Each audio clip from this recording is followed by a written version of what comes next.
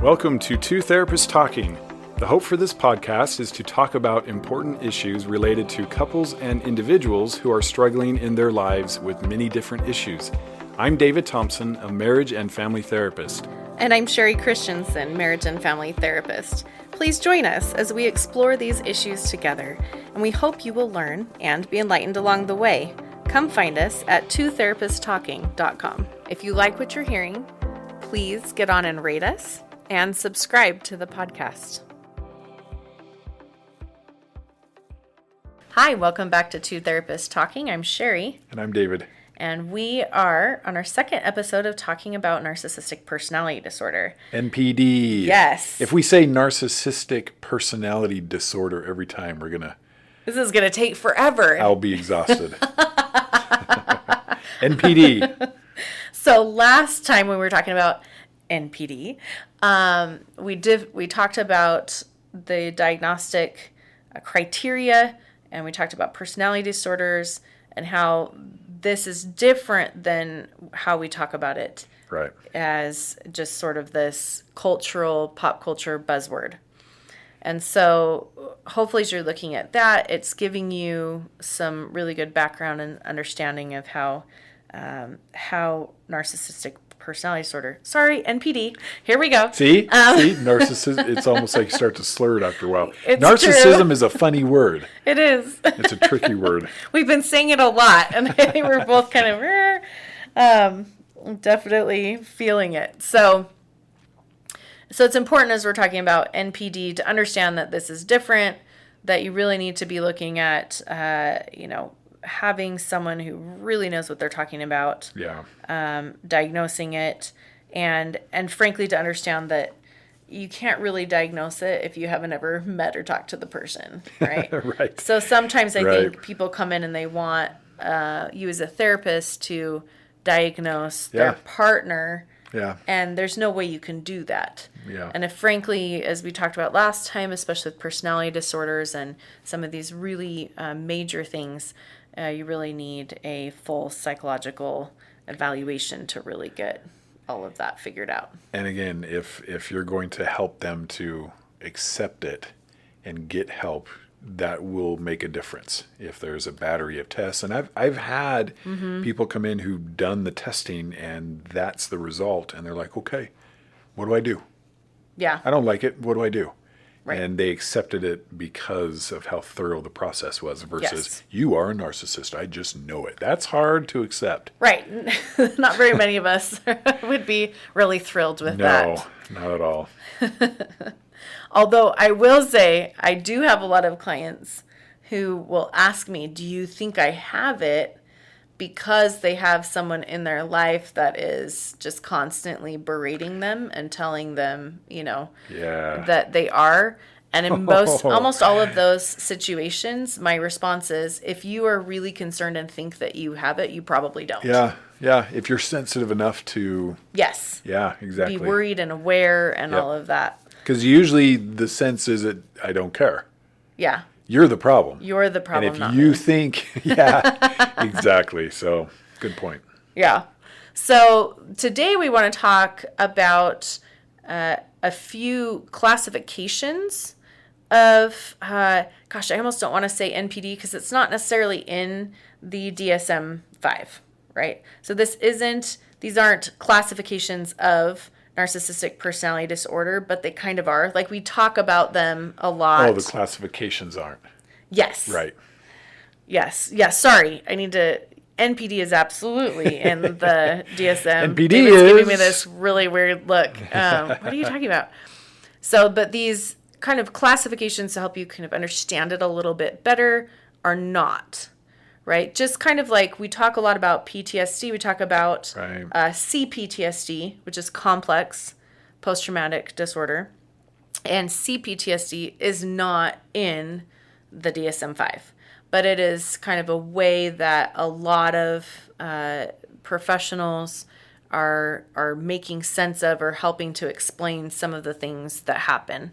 Right? So again, these aren't that we're talking about today are not in the DSM-5, but they are helpful ways to kind of look at how NPD might show up. Right.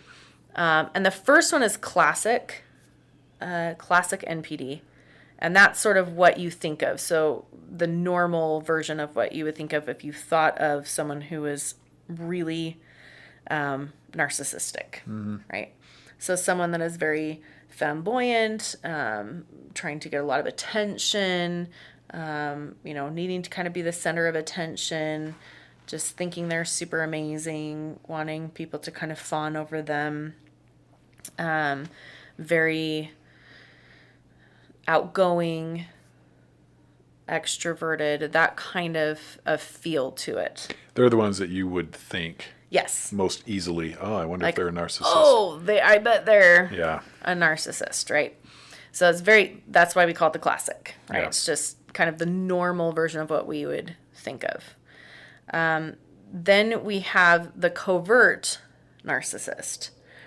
And so this person is going to meet these criteria, but it's almost, I don't know, sometimes I think about it in terms of like the classic being the extroverted person versus the covert being kind of the introverted version. So they aren't this really flamboyant, charismatic, everybody adore me and let me tell you all the things. But you will see a lot of that stuff. You'll see it's a lot of would've, should've, could've. I could have been the most amazing person in the world, but this person held me back. I should have accomplished this thing, but this person, did this, or this got in my way. And if it hadn't been for that, I would have been the most incredible whatever it was, Right. Thinking back to the grandiosity, which is Yes. a big hallmark of narcissism and what we covered last episode. Exactly. So with that one, their exaggeration of their talents and their achievements revolves more around what could have been if only they had been given their dues. Which is kind of the fantasy part of it. Yes, very much showing up in the fantasy side of it. And if people or things would just get out of my way, then I really would have that unlimited success and power. And I really am. So you can see how, even though it's not the classic version, we're still hitting, these points that we talked about last time. Right. Where they still believe they're special and unique and really want people to admire them.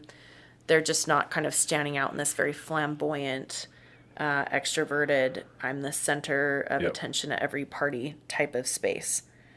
A lot of times with covert narcissism, we see more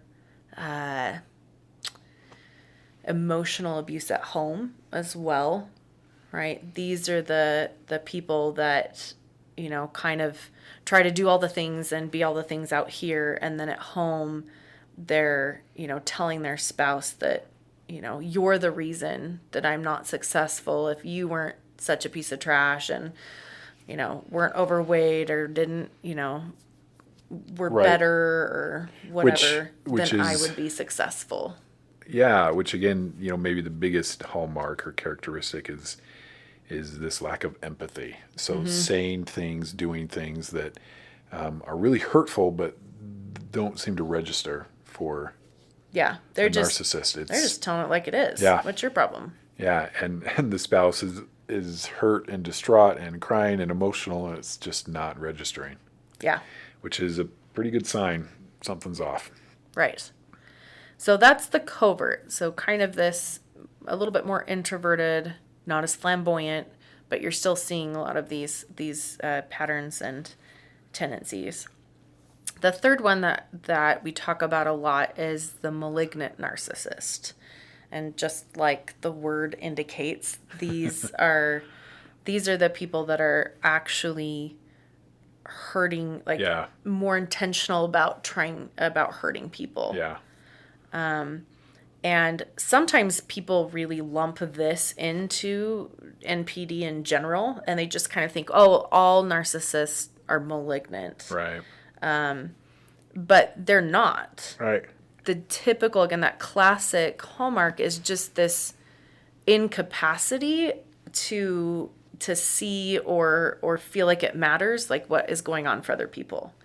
They Right. just don't matter as much as what's going on for me. Right. So I might hurt people or exploit them, but I'm not trying to be mean. It's just, this is like, I'm just getting what I want and need, and you just You're happen just to be in in my the way. way. Yeah. Or I'm going to use you to get what I want because that's, I just need to get what I want. And there's not really a lot of, there's not a lot of malignant feeling to that. When you move into antisocial personality disorder, so I guess that's something we can talk about just really briefly too, is you have to, one of the reasons why it's so helpful to get a full psych eval is because, especially with these cluster B personality disorders, they bleed together a lot. There's similarities in a lot of these. So narcissism has similarities with borderline. It has similarities with antisocial personality disorder, and it has similarities with histrionic personality disorder. And so you have to really be able to pull this apart and differentiate between what's what. So someone with malignant narcissism is someone who probably has some antisocial personality disorder tendencies. And probably the easiest way to describe what antisocial personality disorder is the kind of lay term for that would be a sociopath or a psychopath. So someone who gets pleasure out of hurting others. Right. And so that's where the malignant part of that narcissism. So you can have NPD with sort of this malignant flair where you have like antisocial tendencies. And again, not antisocial as in they don't like being social. It's antisocial as in we don't work in society well, right? Right. That's the psychopath, sociopath kind of flavor. So if you have someone with NPD that has some antisocial tendencies, then you're going to see this like intentionally trying to hurt people, Right. because they get something sort of pleasurable out of that space. And you're not going to see a lot of this in, partners, because it's very hard to form close relationships with the malignant, just clearly, Right. The other ones you can get away with, they appear pretty normal, and, you kind of wouldn't know until certain situations, but, this is a spectrum, and some are on one end and some are on the other. So this one's a tough one to be in a relationship. I mean, all NPD is tough to be in a relationship with, but this especially. Yeah. And you'll notice sometimes with a malignant narcissist, they can kind of separate out. And again, when we talk about, if you remember back to the last episode, when we were talking about the different criteria, one of those criteria is like they need to be associating with, people that are serving their purposes, that are just really amazing and extra special. And so oftentimes you're not going to see some of those malignant behaviors showing up in those types of situations. Right. They're going to show up in situations where either someone is wronging them, or situations where the person doesn't serve a purpose for them. They're not useful in some way. Right. And then you'll start to see some of those malignant things coming out. So sometimes that gets masked a little bit, and you don't see it as easily. Again, and I love what David was talking about with this spectrum idea. I think with anything, there's a spectrum. Right. Right? If you're going to get an actual label or diagnosis of a personality disorder, you are definitely on the end of that spectrum. Right. I mean, you think about there's 9 criteria, and some will have 5, and some will have 9. Yes. And so right there's a lot of variance. Even in a full-blown personality disorder. Right. But then, you've got a lot of people that might, have some tendencies toward it, right? But maybe don't have a full-blown personality disorder. And again, I think that's helpful to know, because sometimes you kind of listen to some of those and you go, oh my gosh, that totally sounds like this person that I know or whatever. But the further down they are on that spectrum, the more likely they are to be able to make change. Right. And make lasting change. Yep. Even anytime you're talking about personality disorder, we're talking about very long-term specialized therapy for that personality disorder Yeah. to actually start seeing change. Yep. And depending on the personality disorder, when you get antisocial, you get NPD, you're really looking at the likelihood that that's going to happen is pretty low. And you know, the good news is the silver lining maybe in all this is it's well researched, and there are plans and processes for helping. And so this isn't like a death sentence. Yes. Lots of times you hear diagnosis and it's like, oh no. But you really can make a lot of improvement. Yes. And so It's not easy. it's not easy, but It's a pretty challenging process. hopefully, I mean, I imagine maybe some people listening to this have been diagnosed Yes. with NPD. This is not like that's it for you. You absolutely, like everything else, your focus, your intention, your consistency is more important. And so you can improve, and there is a lot of research that's been done on these personality disorders and lots of things that have proven to be successful. And so, Yeah, probably less with with NPD than some of the others. sure. But it's like we don't want to just cut off everybody from. It's not a death sentence. Yes, it's not a death sentence. But yeah, it is definitely a long process.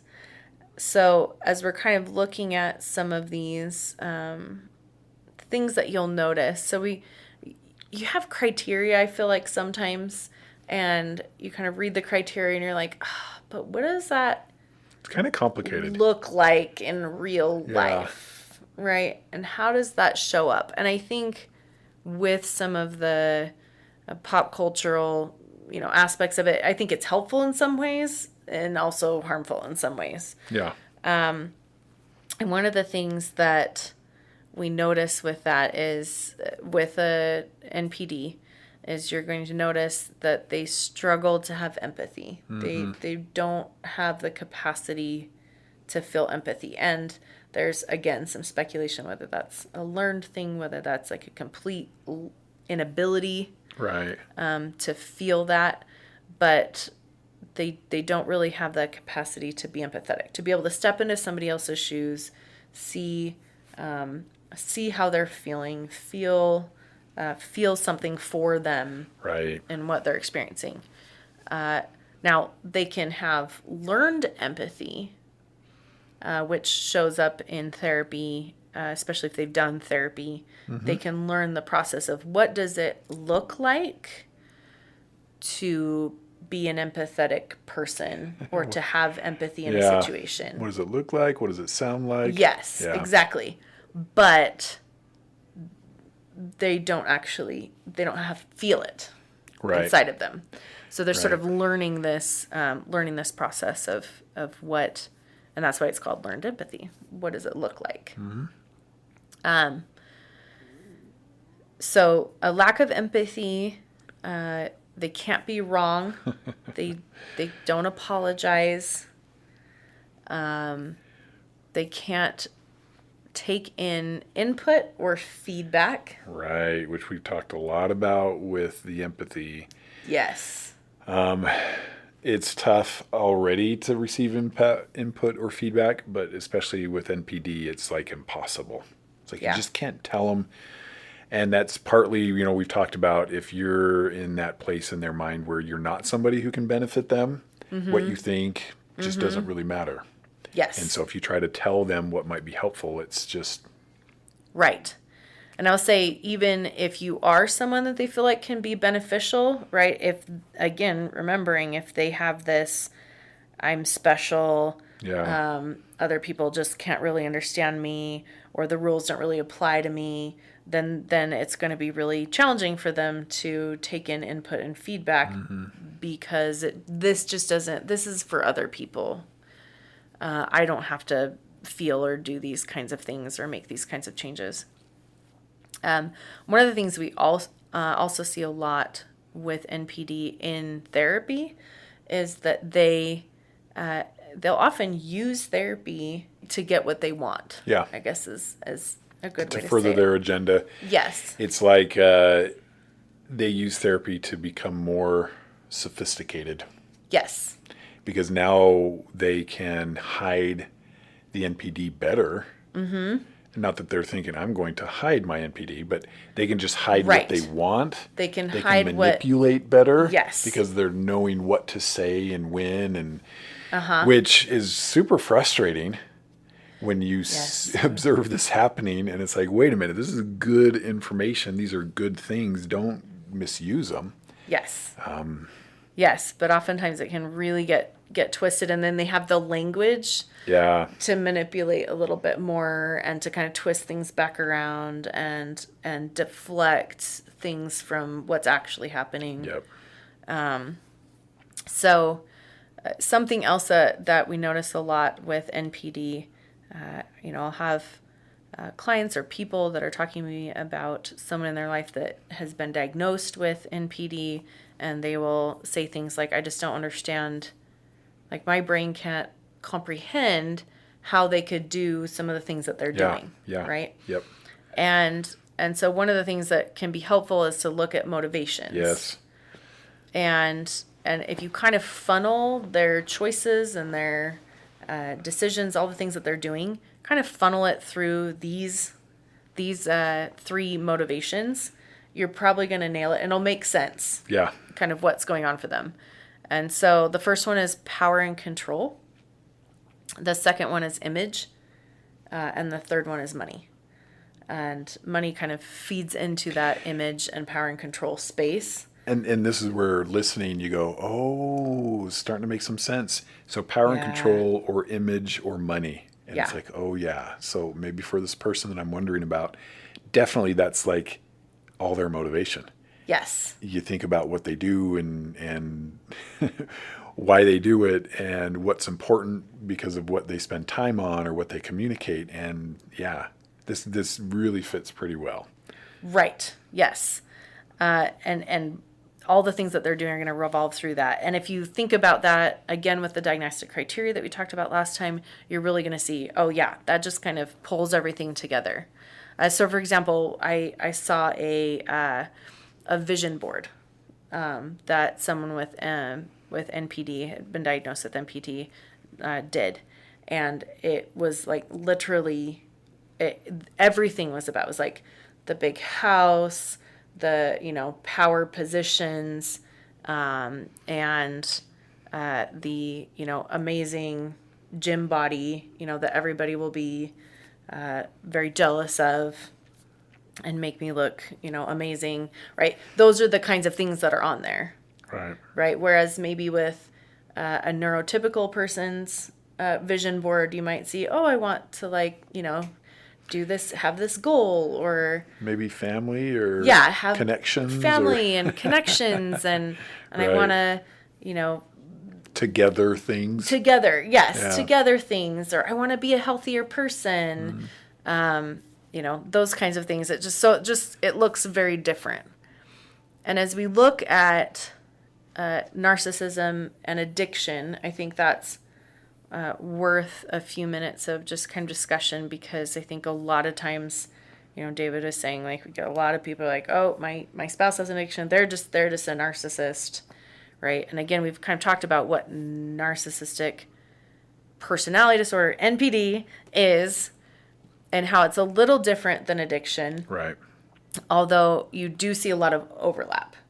For sure. Right. And it makes sense why somebody would come in and say, I think my spouse is a narcissist if they're in addiction. Yes. Because addiction by its nature is very self-absorbed, very selfish, makes the person unavailable. I mean, this can take a normal person, well, normal, what that means, I don't know, but in addiction, and they will appear to be like a narcissist, very driven, one-track mind. Focusing really on what they care about. Right. Yeah. And so it makes sense why you would be concerned about this. They have less empathy. Yep. Because it's all about the addiction and getting, what they want, and yes, the minimizing, the lying, the hiding, the manipulation, all of it. So right. So addiction can look like narcissism and look like NPD, but also they're often comorbid, Yeah. right? And what that means is they go together, I guess is probably the easiest way to describe it. Is there a better way to describe that, David? No, go together. Okay, they go together a lot, and especially, not maybe necessarily most people who have addiction have NPD, Right. but a good chunk of those who have NPD have addiction. Absolutely. Because if you think about that, it just feeds right into their space. Right. This is exactly kind of what they're normally doing, that exploitative behavior of other people. Right. Especially you're looking at sex addiction. Sex addiction makes the addict feel very powerful, right? It makes them feel like they have a lot of control, especially male NPD, right? Males with NPD, this highly sexualized individual, right? That is an image thing, right? We really, in our culture, kind of idealize the highly sexualized male, the guy that can get anybody and anything, and all of that. So I think also it's probably not a stretch to say that people with NPD are going to see stronger sexual addiction.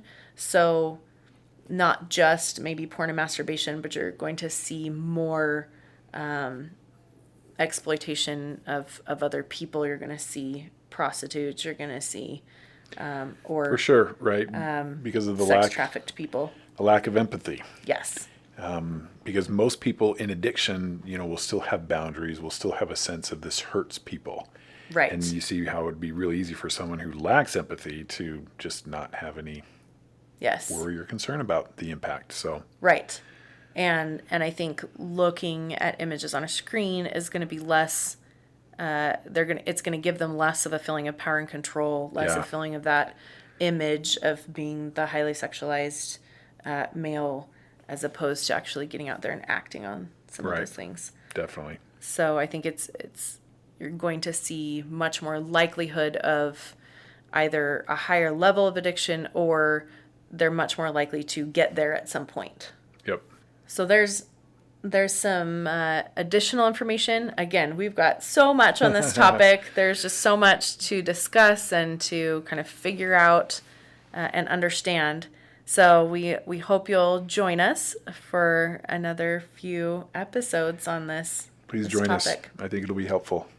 We will get to, I know what you're thinking, what do we do? Yes. We'll get to that. So we are hang getting in there. to it. But I think some of these, understanding the underneath of it all, Definitely and figuring important. out is really, really critical before you jump into some of these tools and things like that. Yep. So we'll look for you next time. See you then.